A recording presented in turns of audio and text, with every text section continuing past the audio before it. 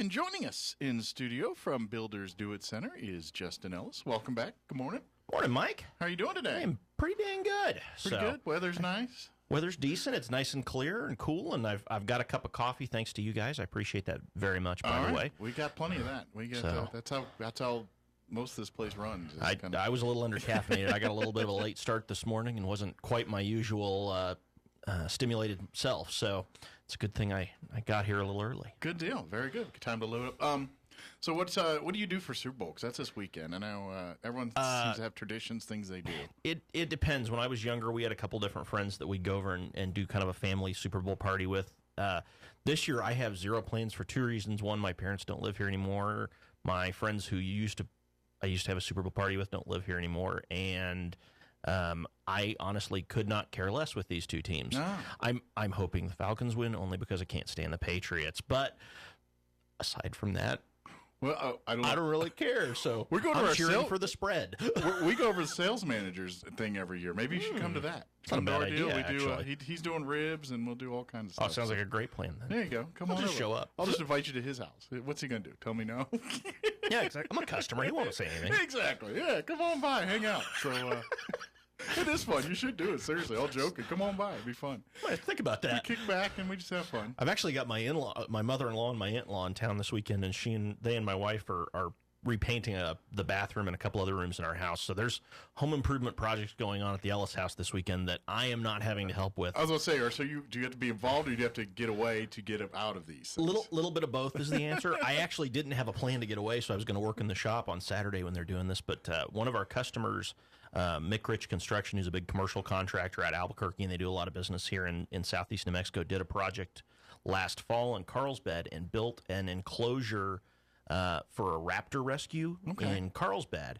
And they've got the project finished, and there's like a grand opening ribbon cutting thing Saturday morning. So I'm actually going down there with a couple of people to see that, and really excited. So if you follow our Facebook page or my Instagram, there will be some stuff there because I'm really excited. I've only seen a couple of pictures, but it's one of the more interesting projects we've ever been involved in for not being a traditional building. Sure. So cool. For basically being a big eagle cage. So follow you on Facebook, or follow the Builders Do It Center on Facebook. Yep. Builders Do It Center on Facebook, or my personal Instagram is Justin Ellis NM, and I run. It's pretty much all business stuff. So you kind of want an inside peek of what we got going on and what I'm doing, and mostly want to be bored with me talking. It's a great place to go. All right. Very good. I like that. Sounds all that's the way to sell them.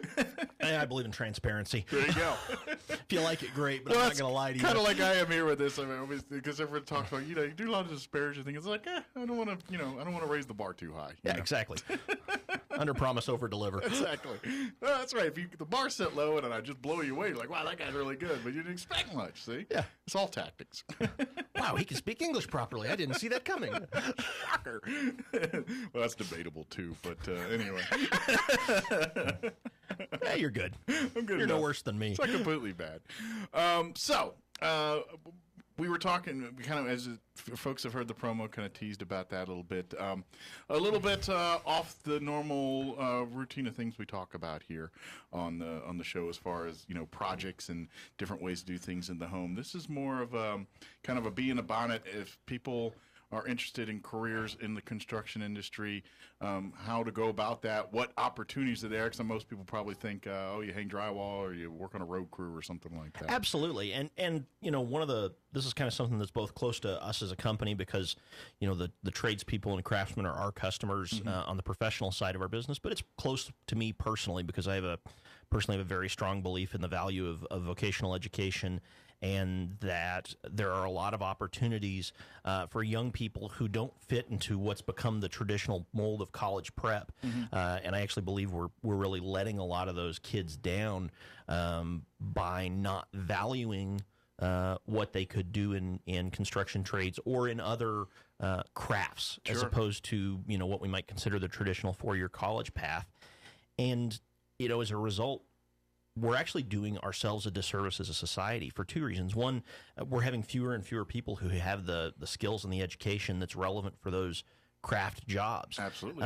In addition, unfortunately, I think we're undervaluing and degrading the quality of work, and so it's really discouraging to people who want to be craftsmen and who want to take pride in what they do, because it's hard to take pride in what you do when your career path is often looked down upon. Sure. And it's really unfortunate. And so, we kind of wanted to take this opportunity to talk a little bit about what those alternatives are, what that career path into the construction trades looks like, though a lot of this would be similar if you were interested in things around vocational agriculture, or, there's lots of things that are truly crafts that we forget about. Barbers and hairdressers are a great example. That's a great barber, a great hairdresser is truly a craftsperson. They provide something of value. They make something with their hands. Sure.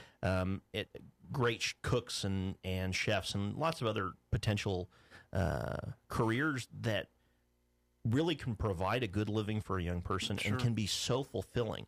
And on a very practical level, maybe a great alternative to a 4-year education if that's not a fit for them. It kind of reminds me, we touched last time we were here, we were talking, and we were kind of talking about plastering and things like that, and talking about the art to that, and it's really kind of a dying art or a lost art, because people aren't there that do it the way that it was done years ago. And this is kind of falls in the line of what we're talking about here. Exactly. Well, and we talk to our contractor customers, whether they're general contractors or carpentry contractors, plumbers, electricians, painting contractors, no matter what trade they're in. And this is not just a local to Southeast New Mexico problem. This is a national problem across the country. Their number one issue is attracting, training, and retaining good talent. And,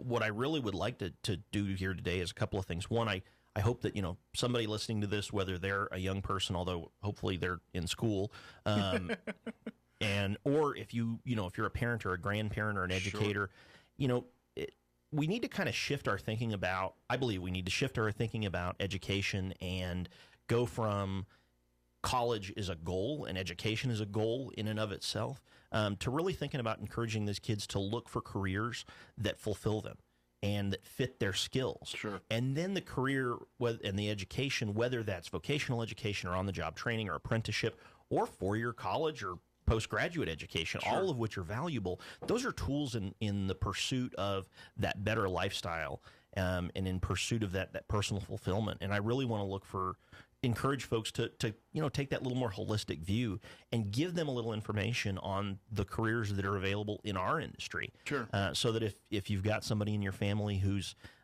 maybe has a fit in that career, and instead of maybe open your eyes to encouraging them to pursue some of those opportunities. Sure. So if you look at national incomes, for a lot of potential careers, I pulled some data last night. Now, these are national median income or median hourly wages. Gotcha. For a couple of different trades. Now, keep in mind that trades get paid across a wide variety. There are people who make significantly more than these numbers.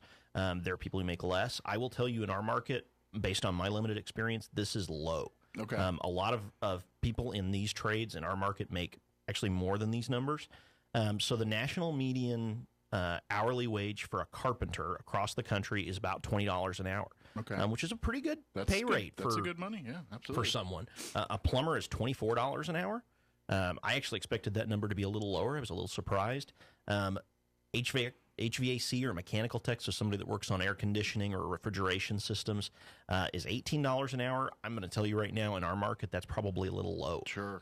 Demand here is probably a little higher than other places. It is, and we've got some companies that do a great job of developing the right people and who will pay people that have the right skills more. Now, part of the reason that number is a little low is there's a lot of HVAC and mechanical techs. If you're an untrained or on-the-job trained mechanical tech and not certified in certain things, you make less money. Sure. That number jumps up significantly once you get that certification. But that's a good way to get your foot in the door if you get a company that's willing to hire you Absolutely, on. and we're going to talk about that in a minute. Yeah. Luckily, we have some apprenticeship programs in New Mexico and some employers actually here in town that take advantage of those. Electricians are earning $24 or more an hour as a national median wage. That's a very good figure, and that's for a journeyman electrician. A journeyman electrician has to undergo some training and some certification in order to get there. A painter is bringing in $17 an hour nationally. I actually think that number is significantly higher here in Southeast New Mexico because, frankly, we don't have enough qualified painters. So demand outlasts supply here. Very much so. And painting is a trade that tends to get overlooked even within the construction industries, because everybody in the construction industries thinks they're a painter, and most of them are not that great at it, especially compared to, capital P painters. There's capital P painters and there's little p painters. Yeah. Everybody's a little p painter. Not everybody's a capital P painter. Masons are earning $19 or greater an hour. And all of these are jobs that have more jobs being created every year and fewer people going into them.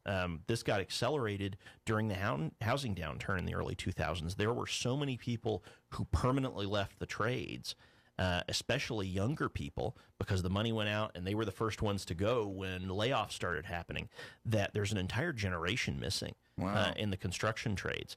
And you look at most construction trades people, there are very few of them between the ages of 35 and 45. You have some younger folks who are coming in the industry, and a lot of those are new, and it's really exciting for us. Yeah.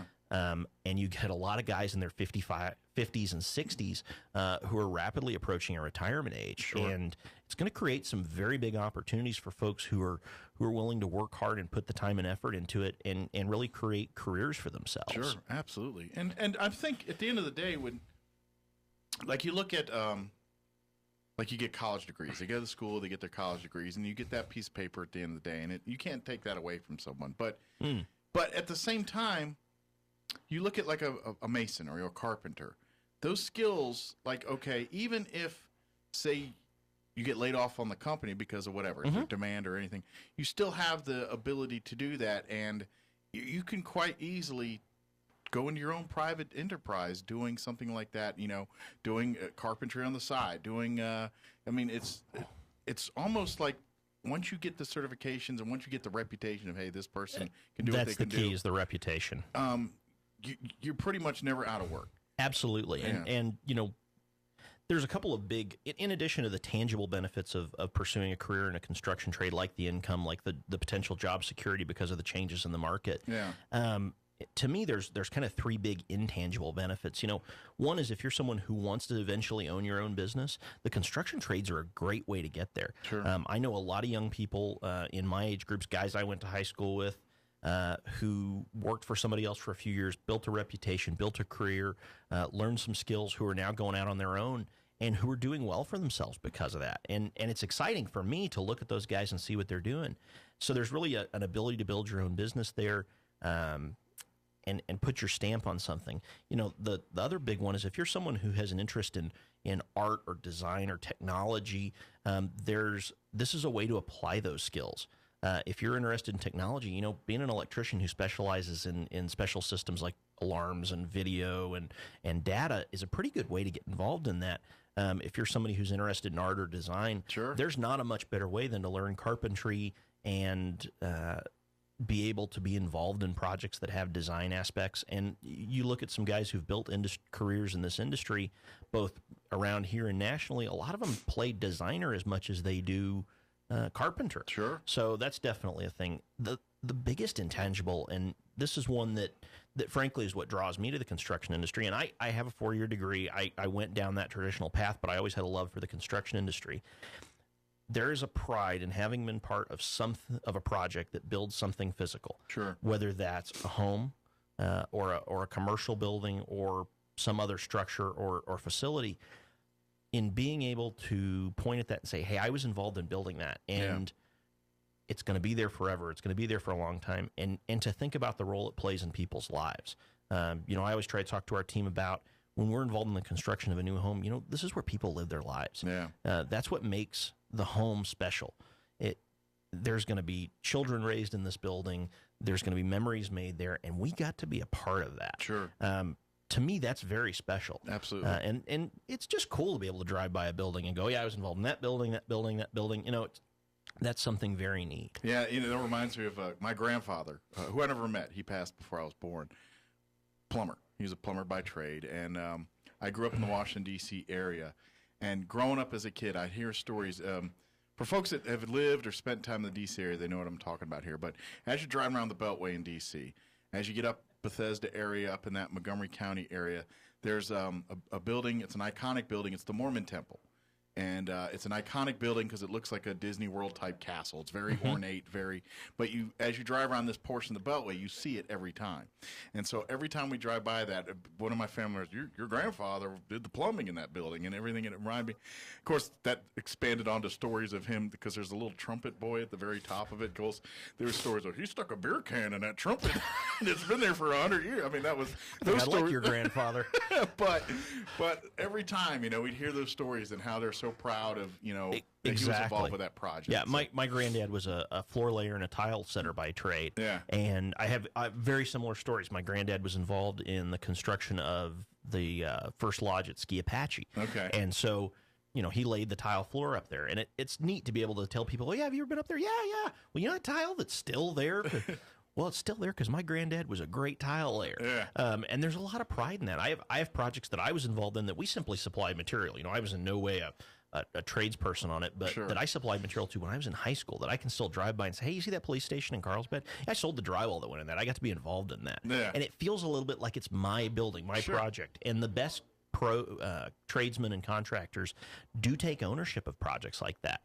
It may be your house, but it's their house too if they're truly a craftsperson. Absolutely. So yeah, a lot of opportunities. And like I said, tile work. I mean, you're talking about the artistic side. yeah. I mean, just go to Reichman Park and just look at the tile work there. If you don't tell me there's an artist eye on that thing, you're crazy. So I know how to lay tile, but I don't know how to be a tile layer. yeah. The best tile layers are some of the most incredible people. They're much like painters and plasterers. Sure. Concrete placers are another one. Guys who are good concrete finishers just amaze me. I can sit and watch them all day long. Sure. Just because it's impressive to watch somebody with that level of skill and that level of attention to detail and commitment. Yeah. Patience to too. want to do oh gosh, patience is so critical. That's why I'm not very good at laying tile. I don't possess the patience, unfortunately. I'm the guy who gets like a gas grill for his birthday, and you have to put it together, and half the parts end up in the yard because I chucked them because I couldn't fit it in there. That's me. That $50 assembly fee that they offer some places is the best money you've ever spent. Exactly. So if you're interested in pursuing a career around the construction trades, or you have a young person in your life who wants to potentially pursue a career around the construction trades, there's some potential options. Unfortunately, our public schools don't have a whole lot of vocational education like they used to. We still have some vocational agriculture education. I was an FFA kid in high school, Sure. Which is a great way if somebody wants to develop some basic technical skills to be involved in something like that. So really, the opportunities start after that high school graduation. And if you want to be in the construction industry, having that high school education is really critical. Absolutely. And you need to learn the basic skills. The ability to read and write and communicate effectively is critical to the construction process. Sure. Math is hugely important, especially applied math like geometry. So don't for 1 minute think that that basic education is not important. So once you leave, you've got that primary education realm. You've got some options. One of the traditional paths is on-the-job training. Go find a job and start at the bottom, and they'll let you run a shovel with heavy supervision, and you work your way up from there. And that's still a great opportunity. Sure. Another very traditional one is to go to some kind of a trade school. We have some in the area. Eastern New Mexico University Roswell has an HVAC tech program, and I believe they have a couple other programs.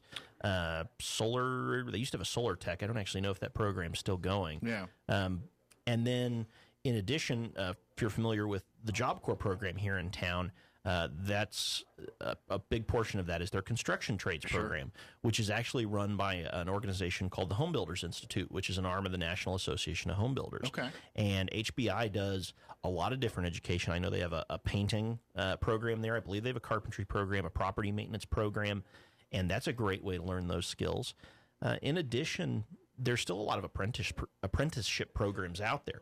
And sometimes that's the best way if you get, because that not only do you get the background, but a lot of times you get part of the company, and you're kind of not only setting up your training, but you're setting up your job already too. Exactly. Well, and in most cases, those apprenticeship programs are conditioned on you having employment. Sure. And depends on the program. There's in New Mexico, there's two primary apprenticeship programs. So a number of the trade unions have apprenticeship programs. if you're in the Albuquerque metro area, they're almost all based out of there. One of the things that trade unions do very well is apprenticeship education and educating those younger people.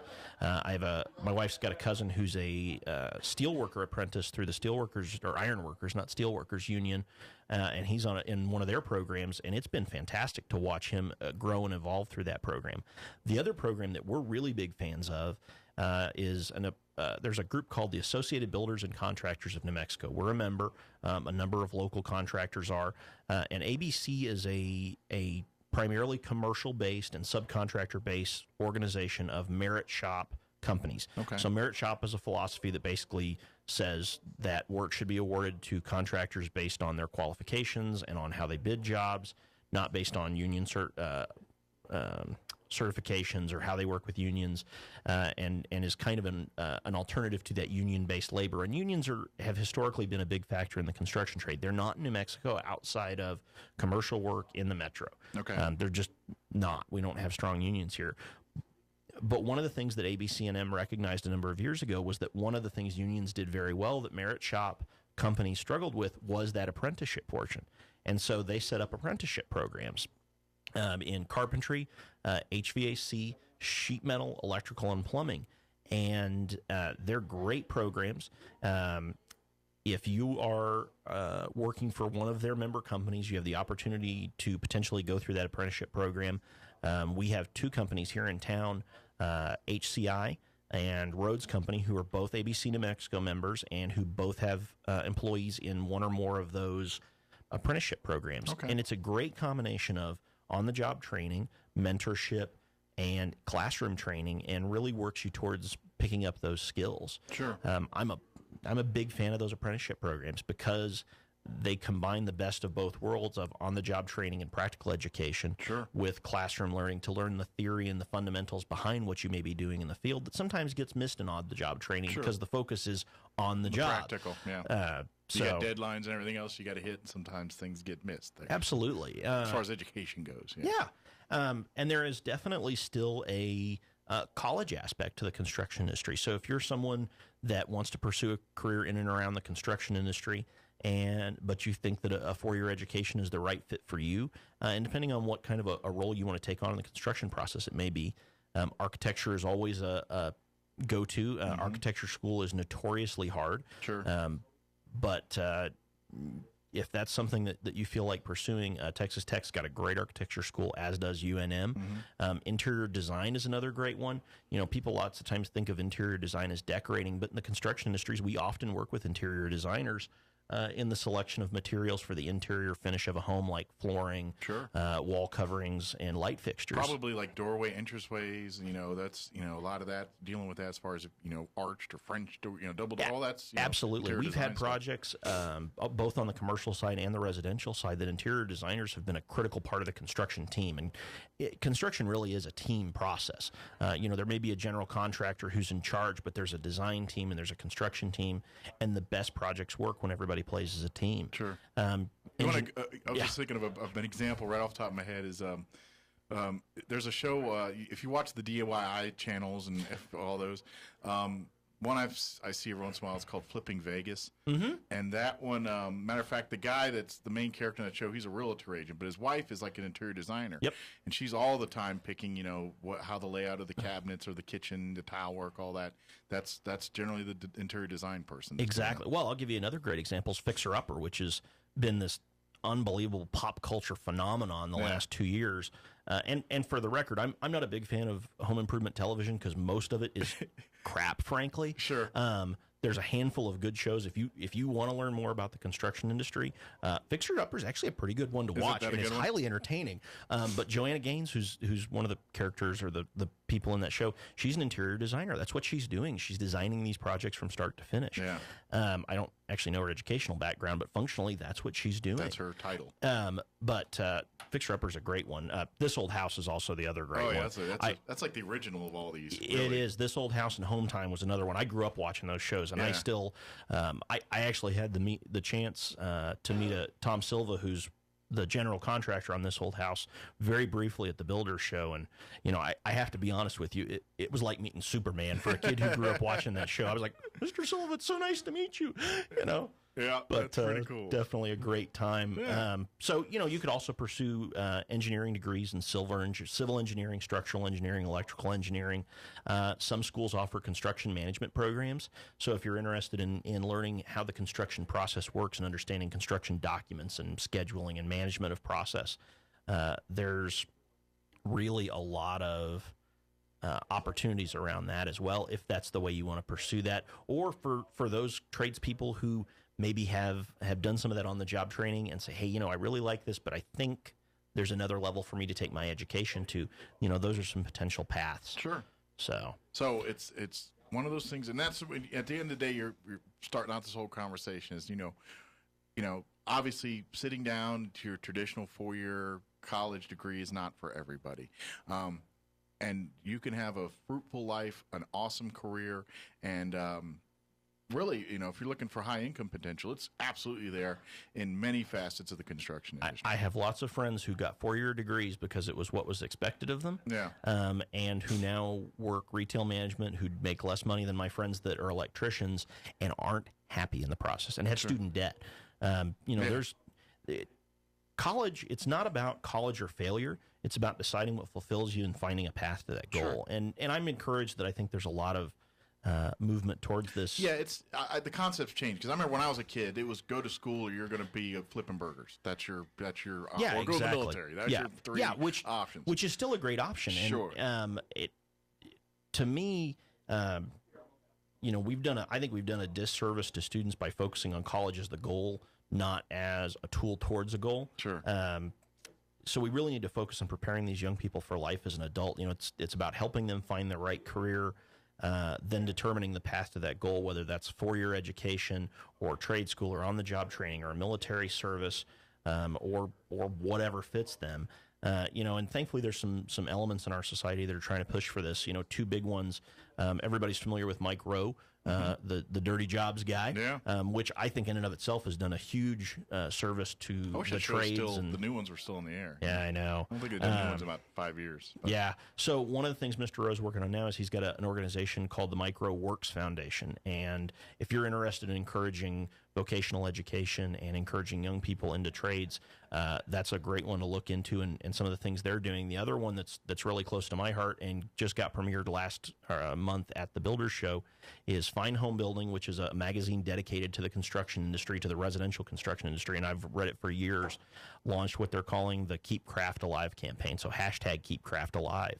And their focus is primarily on recognizing the value that those craftspeople bring by having built things of quality and trying to bring an awareness to not only the education and the hard work that goes into that, but what that outcome looks like and that there's value in it. And not just across the country, but within the construction trades. Because in the construction trades, we have to change our attitudes too. Unfortunately, we've not done a great job of building systems that encourage and recruit young people into the industry. And so they're hoping to do that. So we're really excited to watch how that progresses. Yeah, definitely. It's like everything else. Everything's changing. It's kind of like you look at like the audio industry. We're running short on time. I do want to mention this. You look at the auto industry. I remember growing up, you could do things, change your oil, tune up your car, do all these kind of things at home for the most part. Mm-hmm. That's next to impossible nowadays. With the way technology has gone and things like that, you got to have a computer science degree to do a tune-up on a vehicle at this point. Construction, different, but there's similarities there too, where like many home improvement projects, things you do yourself, but with the materials, the technologies, the tools involved, technology changes too, and it gets to be where, it's more of a specialist industry. It's not so much do it yourself all the time, though, even though that's where every TV show points you at. But to get the real legit stuff, it's the specialists, it's those artisans, it really is the craft people that do that. Absolutely. And when you look at the commercial side of the construction industry, so much of that is so highly technical. I'm in the field, and I'd like to think I've got a fairly high level of understanding of a lot of technical aspects of construction. There's stuff in commercial that baffles my mind. I am so impressed, especially around mechanical and electrical systems, that folks can figure out how to work with these systems and put them together. And to me, that's an interesting challenge. All of these careers offer interesting challenges. So Sure. if you've got a young person in your life who has a work ethic and has some ability to have an attention to detail, the kind of kid that sketches or likes to build things, who likes to work with their hands and wants to have an impact, a career in the construction field is not a downgrade from a career that required a 4-year degree. Absolutely. It's not even an alternative. Right. It's just a different path. It's Sure.